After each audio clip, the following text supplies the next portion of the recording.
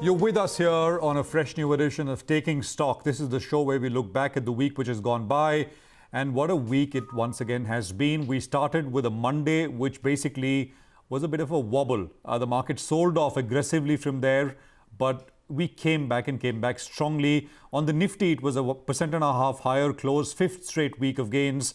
The Bank Nifty, though, was a little lower. Lots to talk about. There's enough churn, rotation happening intra-market, which will be the focus over the next 30 minutes. What should you focus on? And, of course, we'll look ahead at what happens in the coming week. You'll hear from S. Krishna Kumar of Sundaram Mutual Fund. You'll hear from Rohit Srivastav on the technicals. Of course, he's with India Charts, gets you a preview of what you can focus and actionable ideas for the next 5 trading sessions as we come back. But as always, let's spend 2 minutes wrapping up the week itself. What was up, what was down, what gained, what lost, all of that with Nigel D'Souza. Hi, Nigel. Hi, Prashant. Well, in terms of what happened in the past week, the bulls, they kept up with their winning ways. So the 5th straight week that we ended in the green, at one point of time, it was looking like maybe we'll end in the red with a cut of around 150 points. But a late pullback, and on the back of that, the Nifty is up close to under 130 points for the past week itself. Let's run you through the indices then and tell you who really gained the most. The Nifty was up 1.5%. Who batted for the bulls? The IT index, that came to life. It was up 8.5% odd, and it was backed by the auto index as well, up close to around 1.5%. But it wasn't so great in terms for the banking stocks, because the Nifty Bank, it pulled back in the last couple of days. It was down 1.5%. The breadth of the market as well was a little bit disappointing, because you had the small cap index that traded in the red, and in fact the mid cap index as well didn't really participate.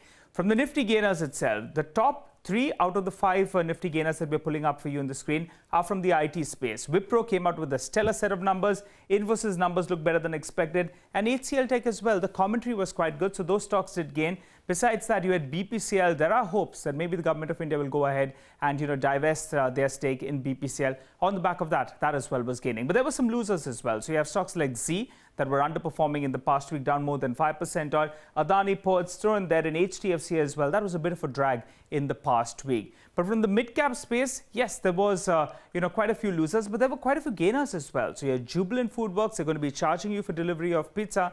That stock was up close to around 8%. Granules, stellar set of numbers. That stock continues to gain. And gold finance companies, they did well. They continue to do well. There were a few losers, of course, when you have the mid-cap index that didn't participate. So you had L&T Finance Holdings, Vodafone Idea, Equitas, BHL, as well as RBL Bank. But to sum things up, the 5th straight week, the bulls kept their date with their winning ways. We were up 1.5%, and the bulls will feel quite good. Back to you. Nigel, thanks very much. 5th day, bulls are running ahead, and all kinds of bulls, institutional bulls, retail bulls, HNI bulls, and whatnot. I mean, it's, the participation is really exploded, and it's kind of holding so far. So it's a good one. Let me just quickly wrap out what the market will watch as far as the week ahead is concerned. I'll take a minute, not more. So the Nifty on Friday took out Monday's high. So as I said, we came into this week. Monday was a small intermediate top that was 8,894, and we comfortably took that out at the day high. Actually, we came off about 25-30 points from the day high on Friday, but closed at 10,900 plus. So that's the first positive. Massive rotation, right? If you think about where we were at this point the previous week, it was all about financials. We came into this week, financials completely took the back seat. Action all moved to IT. IT did very well. As Nigel pointed out, IT is one of the top performers. Towards the fag end of the week, from IT, the momentum started shifting into energy stocks. Look at BPCL, HP, GAIL. That entire pack started firing. And the one name which started firing once again after 4 or 5 days of cooling off was Reliance Industries, RIL. So that's, again, something to watch out for. The Nifty, as I said, 1.5% higher for the week. Bank Nifty was down 1.5%. HDFC numbers come out on Saturday. That will set the tone for private financials. This is the first quarter we are talking about, which is crucial.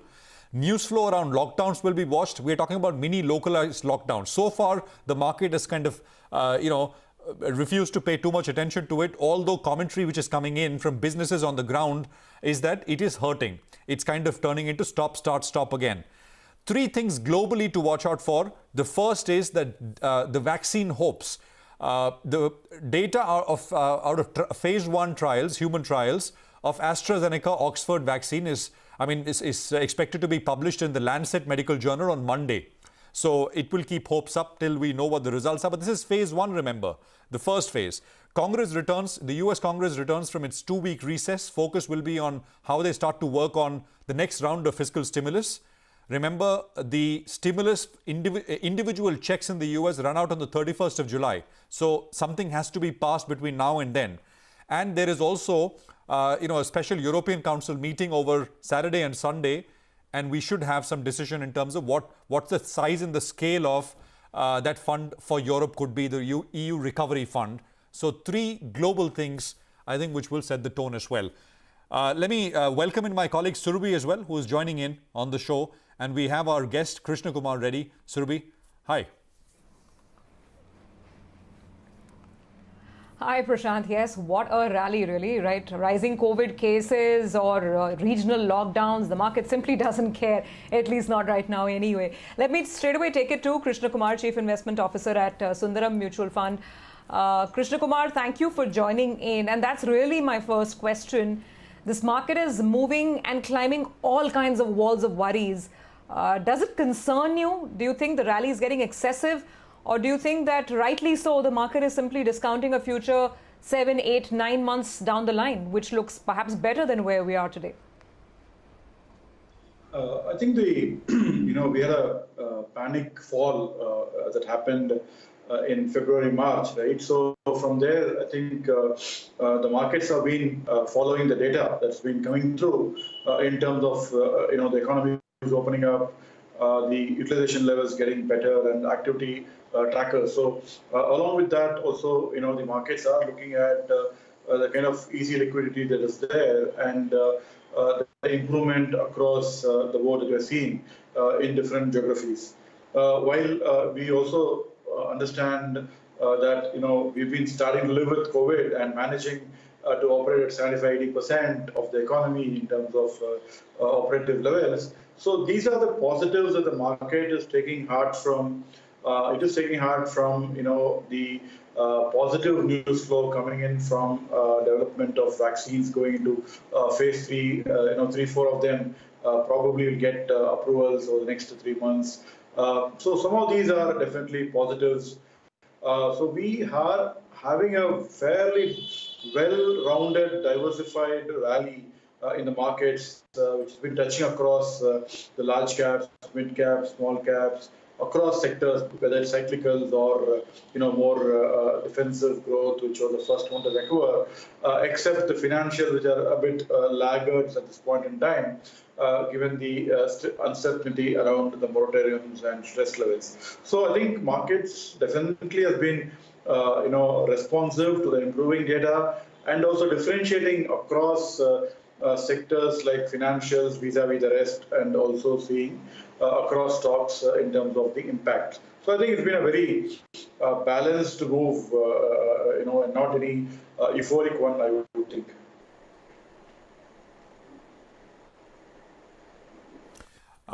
Krishna Kumar, balanced move, but this you also obviously are seeing this rotation, right? What does it tell you?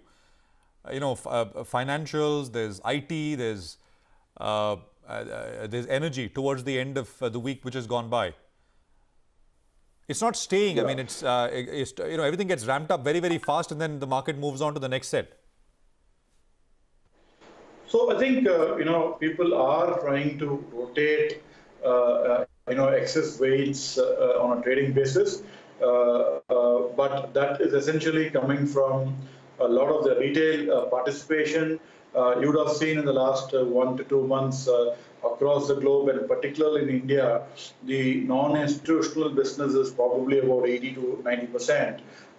And the delivery buying has become a lot more muted, relatively speaking, over a 6-month period. So it is basically, those momentum players who are basically getting in, getting out of sectors and causing this kind of a perception of rotation, which is clearly what you mentioned. But if you look at more the institutional investors, you do see that they are getting themselves positioned well across sectors, basically, except probably on the financials where they are a lot more circumspect. But otherwise, I think across other sectors, which are a lot more, showing improvement, they are definitely getting back in. So I would think that it is more the non-institutional players who have increased the volumes and which are also responsible in some sense for this kind of a perception.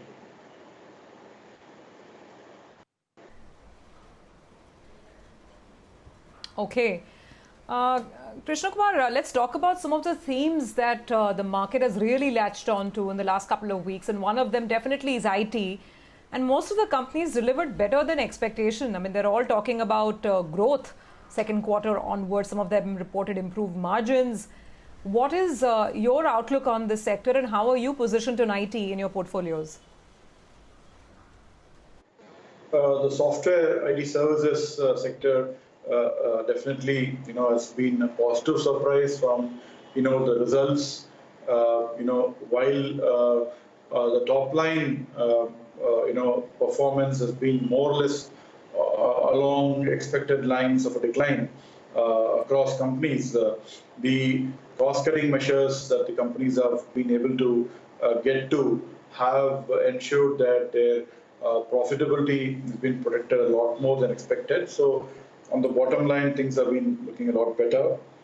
They have also been able to, use the last 2 months of the quarter to wrap up deal wins, and the momentum in deal wins in the pipeline do seem to be very strong.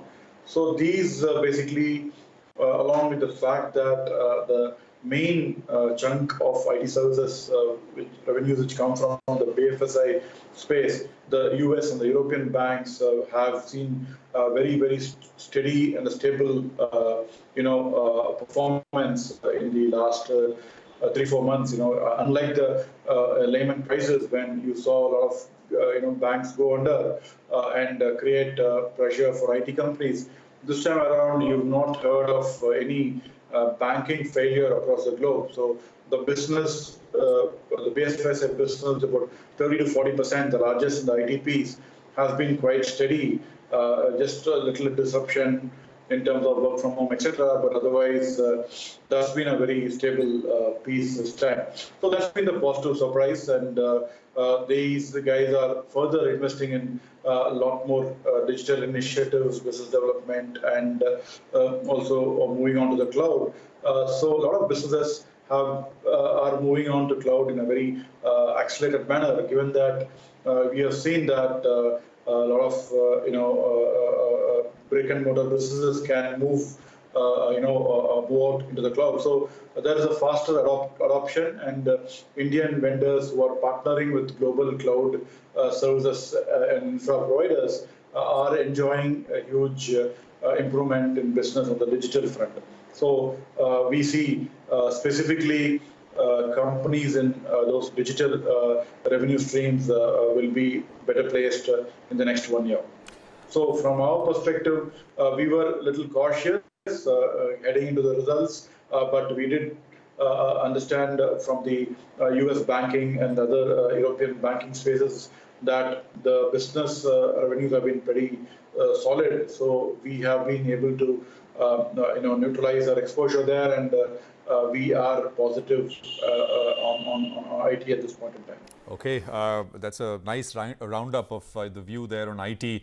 Krishna Kumar, it's always a pleasure to have you with us here on the show. Thank you very much for joining us on CNBC TV-18.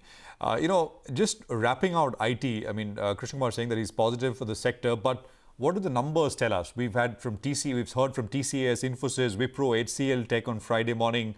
My colleague Reema is here with a quick wrap-up of what the aggregate sector performance is looking like. All 4 IT majors have reported their numbers, and the standout performance this time was clearly an Infosys. So for TCS, Q1 was a revenue and margin miss. For Infosys, it was a big beat on Q1 revenues as well as on margins. For Wipro, the stock rallied on the back of a margin beat, though their revenue performance was quite subdued. And for HCL Technology too, there was a margin beat, but the quantum of margin beat for Wipro was much higher than that of HCL Technology. So that's how the companies have fared in Q1. But what was heartening is that all the companies are talking about a recovery in the quarter of September. That is positive. Two companies which give you guidance, Infy and HCL Technology, have reinstated giving an annual guidance after suspending it in the prior quarter. And for Infosys, the guidance is most heartening. That's going to probably be the only company which will end FY21 with a margin, with a revenue growth. The revenue growth is going to be 0 to 2%, but it's going to be a growth nonetheless. For HCL Technology, it should be a small revenue decline of minus 0.5 to about 2.5%. That's what their guidance implies. TCS does not give you a quantitative guidance, but the street estimates are closer to that 4% mark, and Wipro too is likely to see a sharp revenue contraction this year. Okay, Rima, thanks very much for that roundup. Indeed, IT has been the big headline of the week. We have to take a quick break on that note. We'll come back and talk technicals with Rohit Srivastava on the other side. But in the meantime, do hear out all the market opinion that we gathered during the course of the week. And there are several big voices in this list, so check it out. India is one of the weakest markets this year. It's down 24%. It's right at the bottom of the pack. It is an underperforming market. There are other markets which are doing far better by like a mile. So India, in my view, remains an underperforming market, but with some very, very good stocks. We own IT. We really are optimistic about it, and they've delivered the numbers which we thought that they would.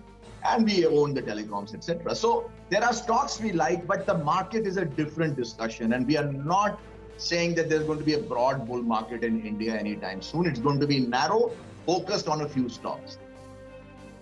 I think markets are either a leading or a trailing kind of an indication. They are never fair. The good news keeps on trickling. We have some good news on the vaccine front. Financials internationally have started to do very well. Some of the smaller banks which declared their results have declared somewhat better results than expected. So let's see. I am on the more optimistic camp, and I would say that we will come to know only after it has happened.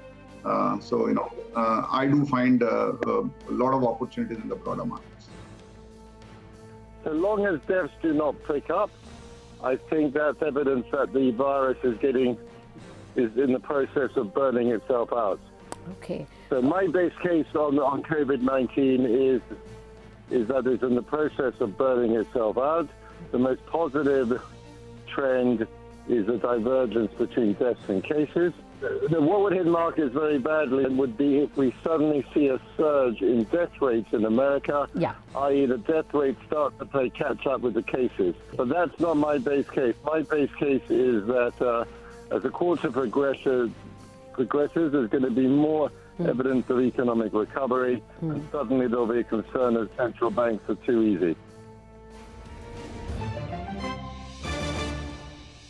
Welcome back. You're with us here on Taking Stock. You heard from Krishna Kumar of Sundaram Mutual Fund, the fundamentals of how things are looking. Let's get the technicals right for the week ahead. As always, Rohit Srivastava of India Charts is joining us to tell us exactly that.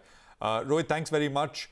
Last Friday when you spoke, you mentioned that after many weeks, things are looking a little wobbly and maybe there will be a pullback. Right on cue, when we started the week gone by on Monday, we got that wobble. The market sold off over the next 2-3 days as well. But as we finished on Friday, things are coming back. What's your assessment now? So I think it was a short-term correction that really I was looking for, and that correction was more on the back of weakness that we were seeing in banking stocks. So you had actually seen all of June weakness in global banking stocks. So the US Dow Jones Bank Index was actually down 5 to 6%. And our banking stocks had not yet responded to that. So I think that was a good reason for them to react. And we got that correction, and we got it pretty quickly. And so my sense is at the end of the week, that correction is probably complete by Thursday. The bank index actually went back to the low that we'd made on, that is the Nifty bank, went back to the low that we made on 29th of June, close to the 21,000 mark. And I think that should sort of be the bottom.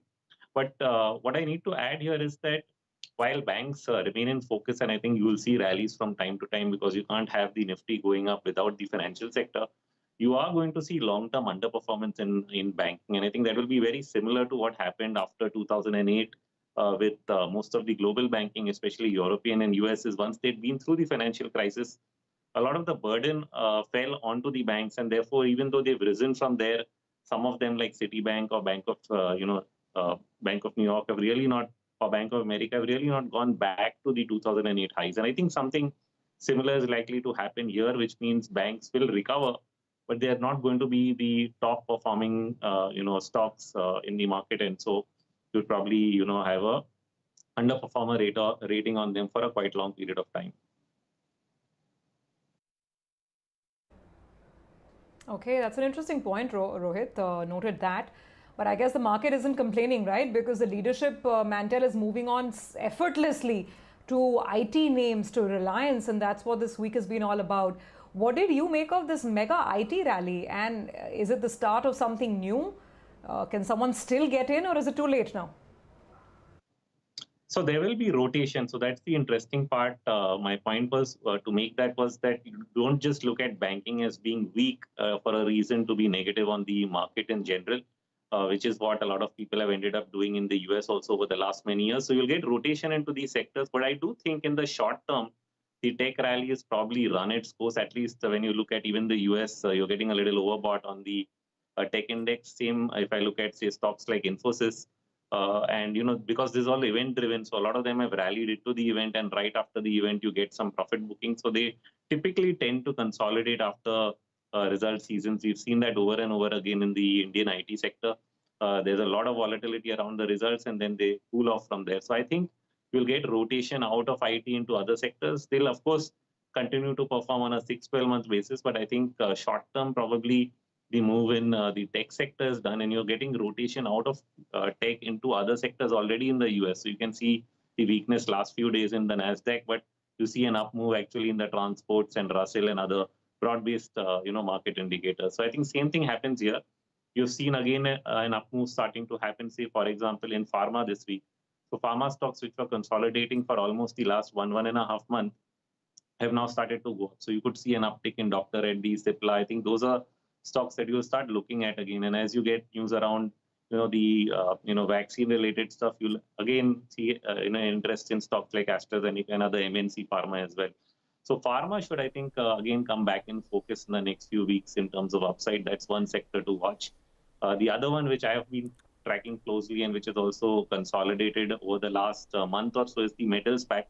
So you've seen a rally in the euro, for example, and that's leading to weakness in the dollar, typically good for both emerging markets and commodity prices. So I think metal stocks, which were actually up today, might be starting a rally, because if you look at the BSE metal index, it's actually breaking out of the last 1 month's trading range. So it spiked beyond the top end of that range. It didn't close outside that range today.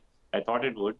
So we can watch that on Monday as well. And once it does, then it's on the way to a multi-week rally in the time ahead. So watch this rotation. Don't get focused on only banking or only particular sector. And you'll have to keep moving from one sector to the other in terms of the up move that is developing.